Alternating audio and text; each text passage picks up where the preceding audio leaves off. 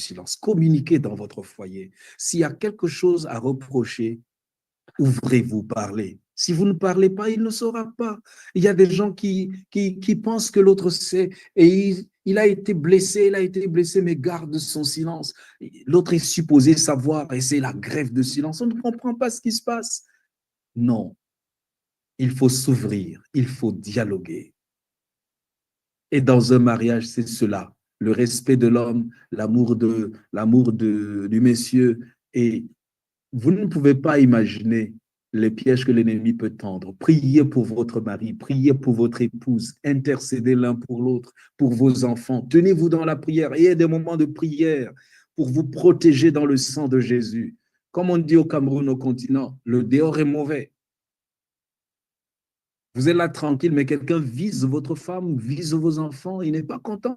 Est-ce que vous soyez ensemble? Ça peut être même ton ami, hein? Apparemment ton ami, mais qui vise le mal.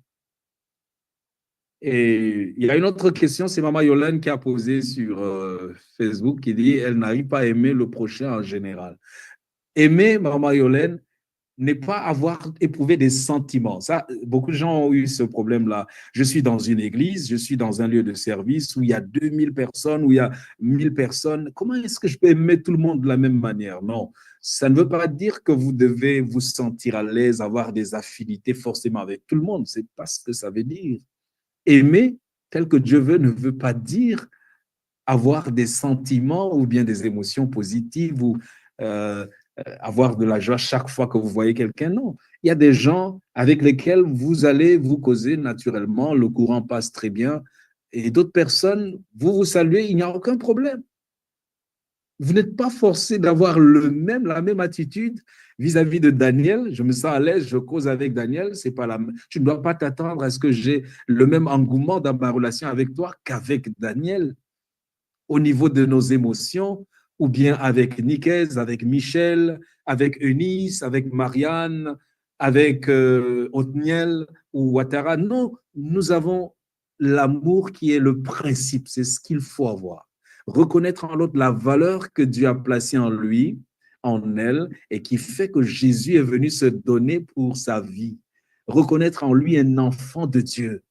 Ne pas le mépriser, lui venir en aide s'il est dans le besoin. Donc, c'est un amour principe, ce n'est pas un amour sentiment. Si c'est un amour sentiment, alors ce n'est pas de l'amour. Donc, c'est ce que je peux dire.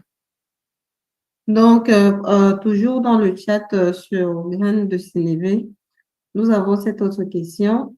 La cause de mes problèmes la plupart des temps est due au fait que je suis très colérique.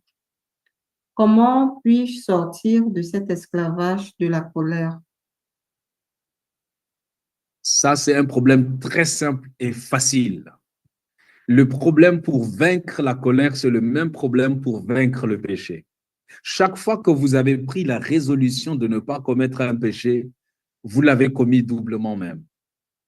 Alors, où se trouve le secret? Le secret de la victoire sur les accès de colère se trouve dans les rencontres qui précèdent l'aurore. La prière du matin, notez ça très bien. La prière d'abandon avant que vous ne sortiez de votre maison, avant la prière familiale, avant la vigile matinale. Vous devez avoir une prière seule à seule avec Dieu. C'est au cours de cette prière que vous répandez votre âme devant Dieu, que vous lui racontez toute votre misère face à ce problème. Seigneur, je suis colérique. Je vais sortir aujourd'hui. Si tu ne me retiens pas, Seigneur, je vais encore déshonorer ton nom. Mais par ta grâce, donne-moi la force de tenir. Sans toi, je ne peux rien. Je te donne mon cœur. Je suis l'argile, tu es le potier. Donne-moi la forme qui te plaît. Quand vous le faites, chaque jour, je dis bien chaque jour, pour les problèmes, vos faiblesses que vous connaissez. Et je profite de cette occasion pour répondre au problème, à la question de l'un d'entre vous que j'ai eu à lire entre-temps, c'est Othniel. Il dit comment faire lorsqu'on a tellement parlé à propos d'un sujet que son partenaire ne semble pas comprendre ou dit avoir compris, mais ne change pas d'habitude et qui vous dérange. c'est que vous ne pouvez jamais changer votre caractère et vous ne pouvez pas vous attendre à changer l'autre.